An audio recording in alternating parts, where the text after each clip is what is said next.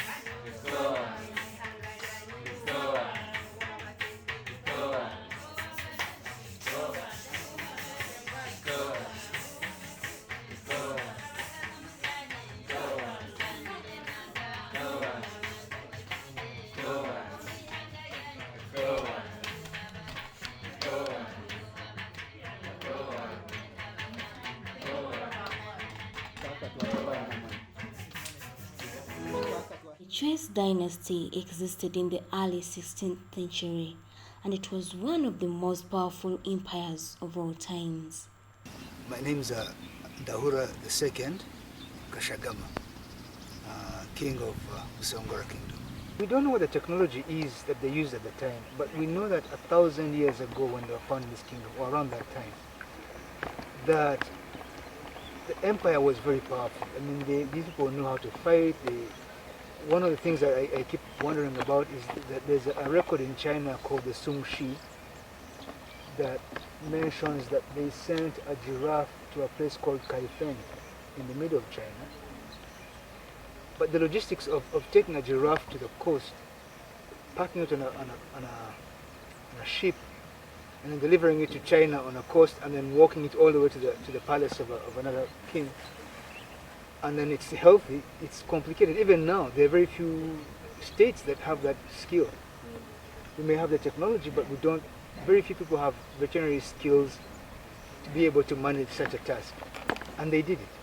And they had ships, and one of the rulers of this area, actually she was from a dynasty before the Traces called the Batembuzi, the Bashenzi, actually it's now insult, but she was Busongora also, she was from here, Muhuma, and she was called Kudidi, and she took an army and she conquered what is now Ethiopia, and she ruled for 40 years, this whole area including Ethiopia. In Ethiopia they called her Gudit or Judith.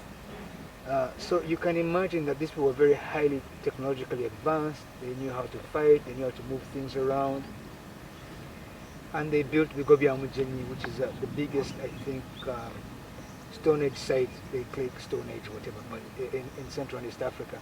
And also Kilwa on the coast. Today, it's highly believed that the trees disappeared and are rather extinct. The thing is, the first Muchwezi, the founder, is the same person who founded the Busongora Kingdom. She was called Kojere Rusija Miriam. Now, all her descendants who were rulers were referred to as Bachwezi. That is including a gentleman called Mugarra, there was Chiomia the first, there was the most famous one is Ndahura. Uganda referred to him as Ndaula. There was after him Mulindwa, Wamara, Chiomia, Kagoro. In Uganda it's Kagolo, but it's the same name. And then also Njunachi Kamaranga. But it's a whole, list of kings, of Basangara kings, but everybody else in other tribes refers to them as Bachwezi. Superpowers are highly associated with these superior humans, and yet the few surviving Bachwezi claim the Chwezi were only intellectually superior than other humans. For us, the word Muchwezi in Busongora means a judge or a commander, somebody in charge of something, the one who decides ultimately. Okutswa is the root word for Chwezi. Okutswa means to decide, or to banish, or to give an order. And all the stories we hear about them are wondrous stories. And I think what's happened is, as time passed and the culture has degraded, the descendants who looked back at the feats and the things that the ancestors did, they always assumed they must be magical. Yeah. And because they forgot how they were done, they began associating them with magical powers. But I think that they weren't magical, they were just technologically advanced. They knew how to do some things better than us now. A story known far apart from that of their ancestors, a kingdom that prevails from the Chwezi lineage, Busongora, is currently endangered, and a few or no people can come out in public and declare themselves Basongora. Basongora, a community, an ethnic community, a cultural ethnic community that's mostly found on the border between Congo and Uganda, so we fall on both sides. The center of Busongora consists of Queen Elizabeth Park as well as Virunga National Park in the Congo. The indigenous population in Kasese is Basongora, but we're also indigenous to a larger area that once constituted what was Busongora Kingdom. History has it that about 100 years ago, Busongora was a large kingdom. Busongora Kingdom was destroyed around 1910 by the colonial government, and since then other people have created kingdoms and other things across Uganda. And in 2012 we decided to revive Busongora Kingdom. The conflict between Europeans and Basongora came about after 30 years of contact with Europeans, because Europeans were in Busongora in the 1840s. In the 1840s we have records of that. But in 1891, the Imperial British East African Company, IBEA Co., became broke. The company had been set up by certain British leaders in England who were trying to colonize Central and East Africa. And they were using a model that had been successful at the time, which was like the Imperial British Indian Company, the Imperial British South African Company, and so forth. These were the big corporations of that time.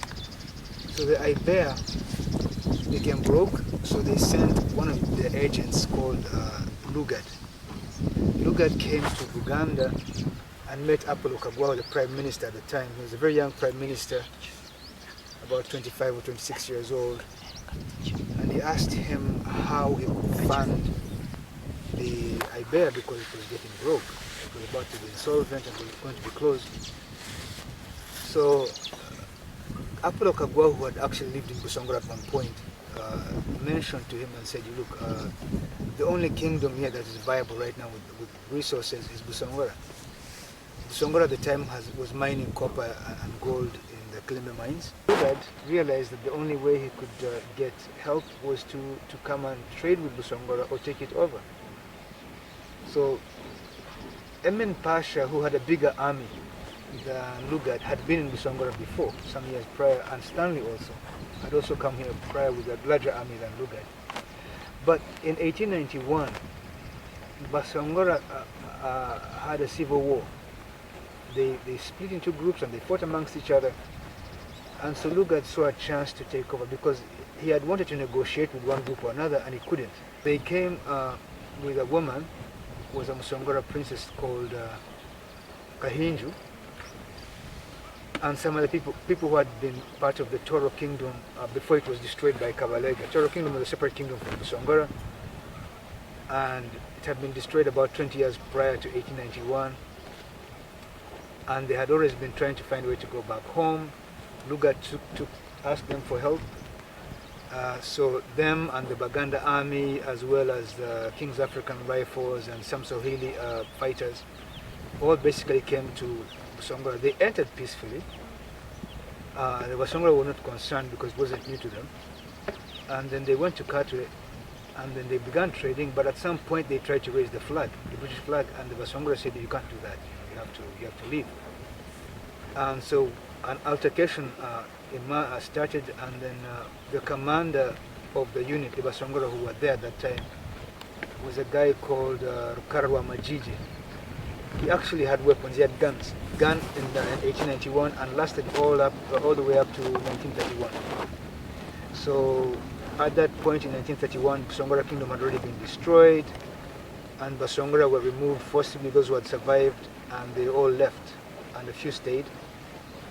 But during the war, the course of the war from 1891, in 1910, about 250,000 Basongora were killed, died in concentration camps. So I don't know if you've heard of concentration camps. These were the kinds of camps that were used in Germany to kill Jews, and in South Africa to kill Boers. So the first place they were used in Africa was in Busongora. And so many people were housed there by force. Their cows were taken away, they were rounded up and removed from the home areas. Those areas were gazetted as parks by the British. They put these people in concentration camps. They were denied food, soap, and freedom. And so basically they were overcrowded, and many died of typhus and also sleeping sickness. So this is how the kingdom sort of broke up. Out the 20th century, Basangara had been trying to find a way to revive their kingdom. The first attempts were done in 1961. They had been incorporated in Toro forcibly as allies and confederates, because they tried to set up something called the Toro Federation, which the Basongora was sort of incorporated by force. And then Toro Kingdom was relocated from what was now the Lost Counties, what we call the Lost Counties, the Bangladesh and the other, where Toro was located initially, and they moved to northern Busongora. Now, many Basongora found this offensive, but they had no power to say anything, and many had sort of given up on the idea. But then in 1995, when the constitution allowed cultural institutions to come back, the same people who had tried to set up the kingdom in 1961 were involved in efforts to try and do it again. And this time they were prompted by an attempt by the district authorities to carve Busongora County into 3 districts and remove the name Busongora. So, this is what caused problems, and they declared a kingdom, and now we have a kingdom.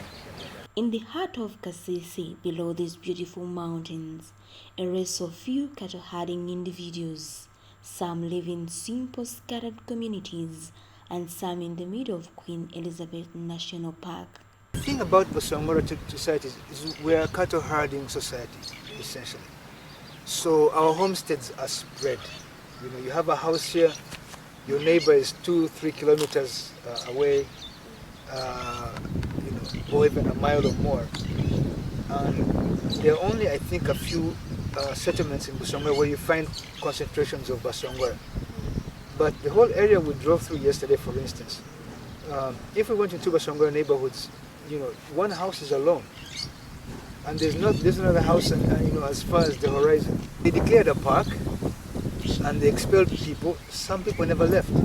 They sort of stayed around that way, and by the time we got independence, they happened to be in that location. And they still stay And there. they've stayed there. But being in the middle of an animal area is not special or unusual for Basangara. It's normal. Yeah, I mean, I've been in soccer games where, like in the same area in Kahenduro, where elephants were crossing the soccer field, so we have to stop and wait for them to go, and then we continue playing soccer, right? Okay. And the elephants are used to this, and people are used to this, and it's normal. Because of the same problem you've mentioned, that nobody was aware that we were around, at least in the media, they give the impression that there's only one cultural institution here. And in fact, there are multiple. There are Basongora here, there are Bakonjo, there are Banyabindi, and Kasese, I think, is one of the most culturally diverse areas of Uganda. We have a very big population of people from many different parts of the world. We have a very large population of Nubians, who are practically indigenous now because they've been here for over 100 years. We have a big population of Arabs, we have big populations of Indians, and people may not know, for instance, that Sudir was born in Kasese. Oh. Yes, Sudir was born in Kasese, and he's not the only one. So he's not the only person of Asian descent that was born here. So the thing is, we have a diverse community in this area.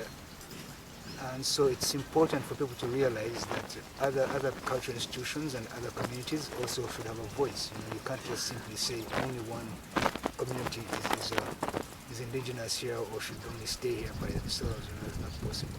Among the dominating Rwenzururu Bakonjo, the Basongora survive encountering a number of challenges. Problems with the settlement structure of Basongora is exactly what you've mentioned. The fact that traditionally we're spread. So it's very hard for Basongora to get services, common social services, water, schools, or whatever, because one person is by themselves 5 miles away. So the area we went actually has schools. There's 3 schools. There's a primary school and a secondary school, and there's a nursery school also. But for a long time these things didn't exist there, and we've been having to press government to give us services. And usually the government delays because the settlements are sparsely populated. At least Kahendero has people, but where we went Hamkungu, and also Kahendero has some people.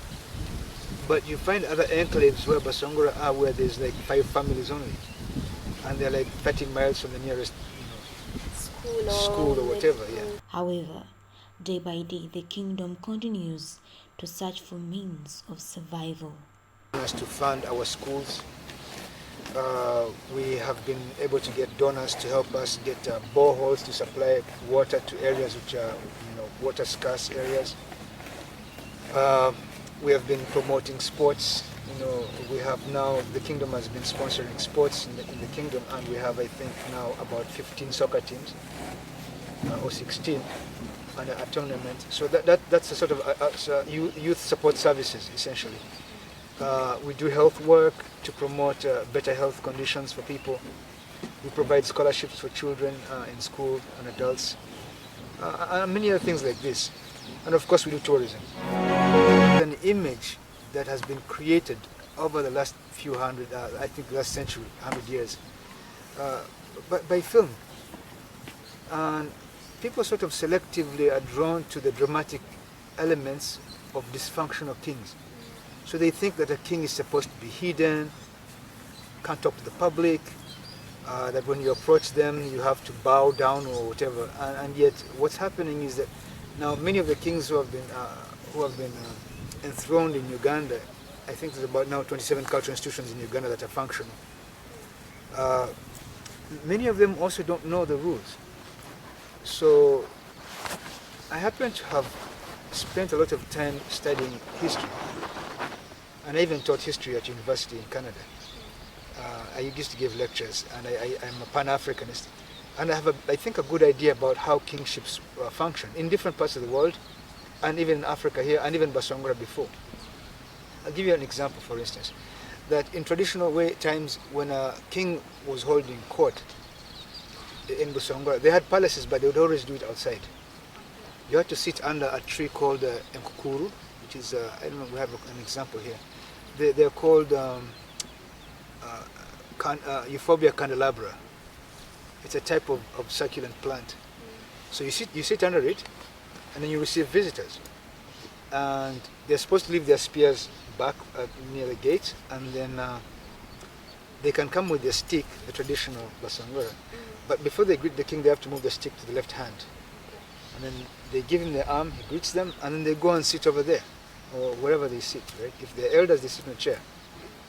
So there is no bowing or, press-ups like in Uganda and all that stuff. And even in Uganda, those things I think began with Suna, because I think somebody tried to kill him. Then they had to protect him. So yeah, they had to protect him. So he gave orders and said, now when you greet the person, you can't look in his eyes. So, but there have been other kings of Uganda who are completely free and relaxed. So I think that each king does the way they feel, but I have no reason to fear for myself and among my people, right? This place is very highly protected. Moreover, the security that certain people take, sometimes they overdo it. There are two types of guarding somebody. You can do it demonstratively, where you show that this person is being guarded. Yes. That means your guards are walking around with guns and sometimes with cameras and all kinds of things, and they're demonstratively proving that you're protected. And you can also do it undemonstratively. You can have guards who are dressed in civilian and who are polite and who are not showing that they are guarded, but they are doing that. So usually it's better to go and approach people on an equal footing. And I also learned this from other elders in the Busongora community before, even when I was growing up. We don't even take cars normally. What happens if you want to meet elders, you park the cars somewhere far and then you walk. And you walk because you're going to meet people who are not driving. So, landing in the middle of people with a car and then all the, horns and smoke and dust and everything, it's impolite. It's not supposed to be done.